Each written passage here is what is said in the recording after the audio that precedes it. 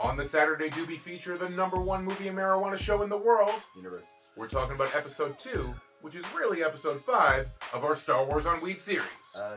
Do the math, go catch up, you'll get it. Don't think Don't about worry. it. Don't think about it too Do much. it.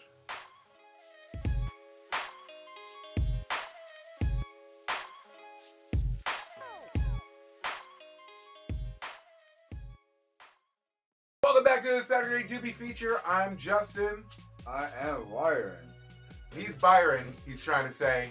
Derrick couldn't be with us today, unfortunately, at the Derrick Scott. Check him out.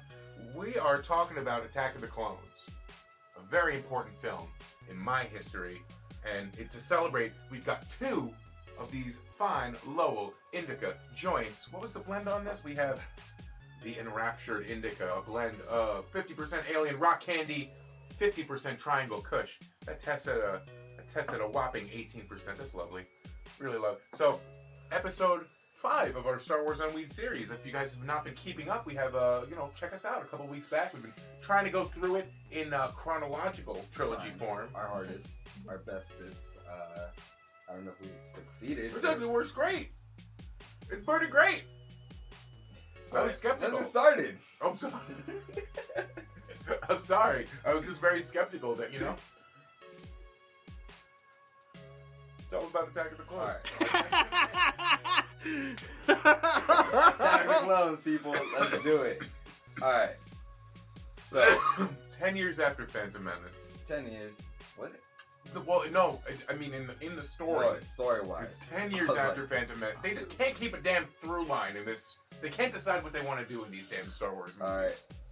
You basically get introduced to Obi-Wan Kenobi. Not necessarily, but in the beginning. But it's Obi-Wan, you meet the clones, he goes to Kamino, you find everything out, Oh, you just broke it all down. I was going to say, we were talking about Kiss Kiss Bang Bang a couple weeks ago as a noirish movie. This movie almost has some noirish qualities. Not really. See, yeah, because Obi-Wan is a little bit of a detective in this movie. So he goes to the Coruscant City. I want to see a Detective Obi-Wan movie. Yeah. Woo! Detective Pikachu sequel with Detective Obi-Wan. But he goes around and he's asking the deli owner in the Coruscant City, hey, what's going on here? Where'd you get that shit, man? He's questioning him, That's kind of a cool scene. He's jumping from car to car in that little Blade Runner city. You get to follow Obi-Wan on his path of being even more of a badass than he is. Let the crew try that. That's a fun one. But even then, he goes to Geonosis to do the investigating about what the clones are actually about. But if anything, no, he goes to Geonosis because the droid factory. Geonosis after, yeah. The droid factory's there. And meeting those weird gray-looking alien people and stuff like that. Also meeting Mr. Jango Fett, who's they're coming out. They're a way to introduce Boba Fett again because apparently there's fetishization of children in this prequel series. Mm-hmm. We need to show the kids being kids and being heartbroken. It's one of those all these kids are orphans in these movies. Well, actually, out of all these movies, Star Wars does have a good representation of disability too, because there's a lot of amputees in the Star Wars movies. Mm-hmm. So I gotta say, as much as they have that Disney orphan thing going on, I do appreciate that they have a lot. Very realistic, not really represented in a lot of movies.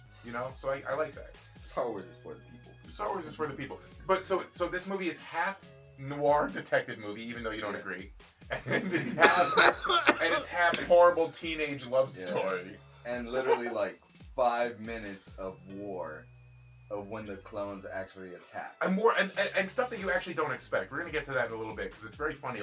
These weird, you've never seen it looks like He-Man's Battle Cat and other assorted toys and stuff fighting at the end, which I love. Point being, in the plot of the movie, Hayden Christensen and Natalie Portman basically discuss sand for 45 minutes, right? Is that, if I recall correctly? How much you hate it?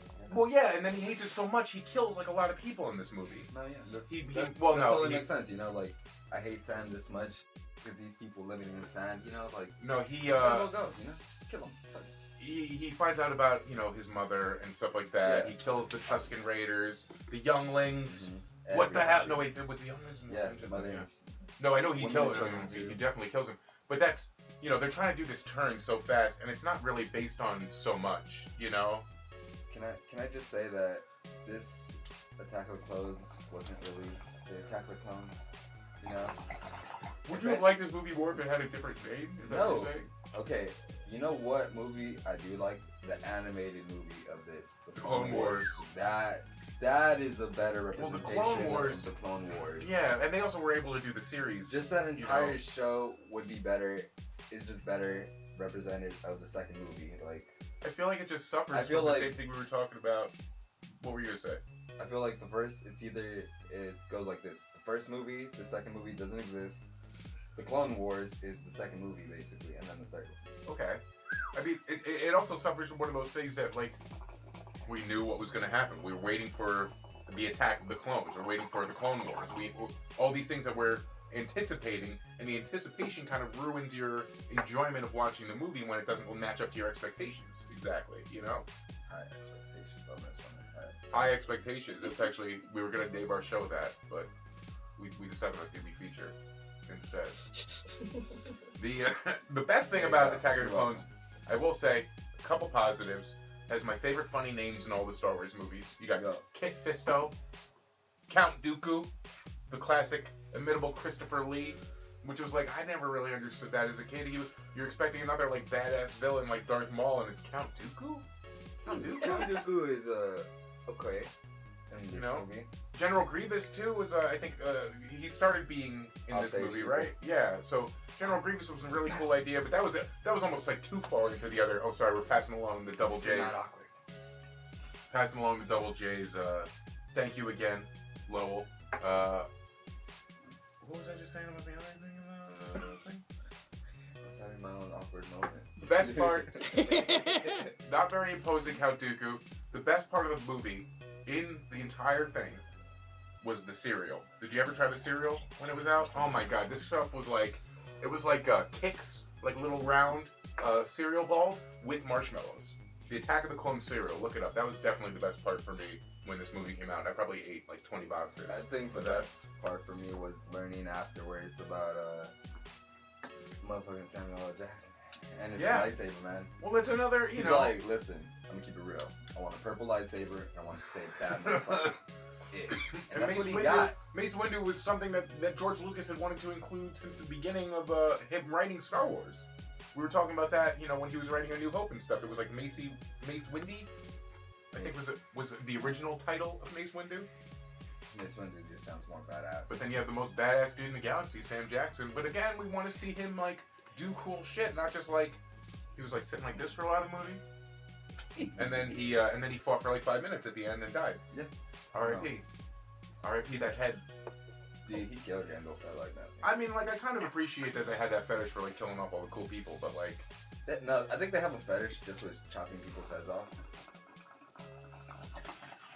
But hey, something and arms. They have a fetish for chopping arms off. It started becoming something really different. Some weird motherfuckers. It started becoming something really different too, because like this was the first movie that you had Yoda doing all that flippy shit, where he was like, which was badass. Which was badass, but like I think we would have thought anything was badass by the end of that movie. Like we just wanted to see something badass and something cool. But it was super bad. He walks out and he like moves his jacket over and he's like, "What's up, motherfucker? I'm Yoda." That's pretty much what he said. My impressions are not that great. No, my impressions are not that's great. What he said. Not as good as my George Lucas. George Lucas was like, "What if Yoda did a lot of backflips?" It sounds like Kermit mixed with like something else.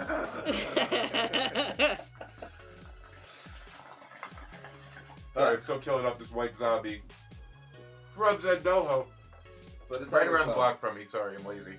No, but Attack of the Clones. What else can we say about this movie that just I don't know. It's another thing that I think they've gone out of their way to repair. We've had the Clone Wars series, we've had the movies. Like you're saying, you could probably cut together a great version of that. Just replace Attack of the Clones altogether.